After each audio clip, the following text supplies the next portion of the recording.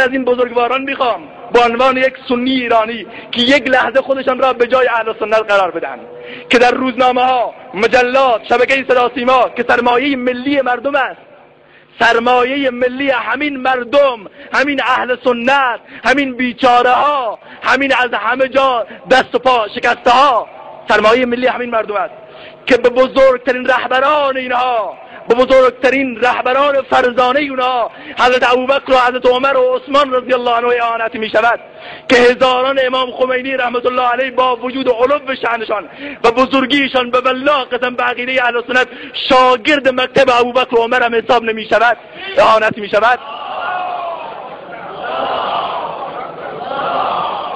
به چنین افرادی که دنیای ایران، جامعه ایران هم از شیعه و سنی مرهون احسانات و عمره، باید پای عمر را ببوسن، به والله قسم باید سم اسم حضرت عمر را ببوسن اگر امروز پشت منابر لا اله الا الله و الله اکبر میگویند. چرا رسیدگی نمی کنن؟ در یک لحظه خودشان را به جای اهل سنت قرار بدن. به امام خمینی توهین شده، خیلی شخصیت بزرگی است، قلوب همه را جریحه دار کرد، ولی امام خمینی کجا و حضرت عمر کجا؟ بقیه بزرگواران کجا و حضرت عمر کجا؟ واقعا خیلی بعید سروران، از قابل مقایسه نیست، قابل توازن و تساوی نیست. ولی اینها میان با قلوب 20 میلیون اهل سنت رو جریحه دار میکنن و هرگز پروایی هم ندارن و کسی نیست حتی بینا بگه که آقا قلب ما را مغموم کردی، قلب ما را جریحه دار کردی، خدا قلبت را جریحه دار کند. ما حاضریم به والله قسم از تمامی زندگی من بگذاریم، بیان خنجر را بردارند بر سینه من ملا بکوبند، ولی به والله قسم حاضر نیستم تنها کوچکترین توهینی به ساحت پاک مقدس خلفای راشدین بشود.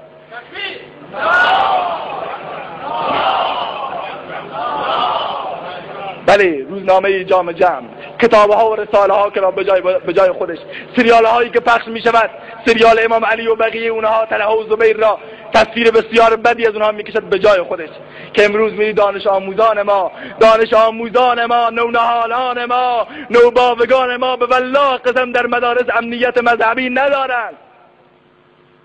چه پخش میکنن دست بچه های آمیدن، چه مسابقه هایی که امروز برگزار کردن، بچه کودک اهل سنت آورده دست من که این را برام حل کن.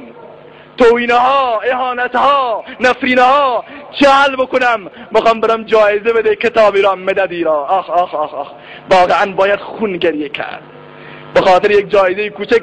عقیده ها و آرمانه های رفیع اهل سنت را زیر سوال میبرن متاسفانه.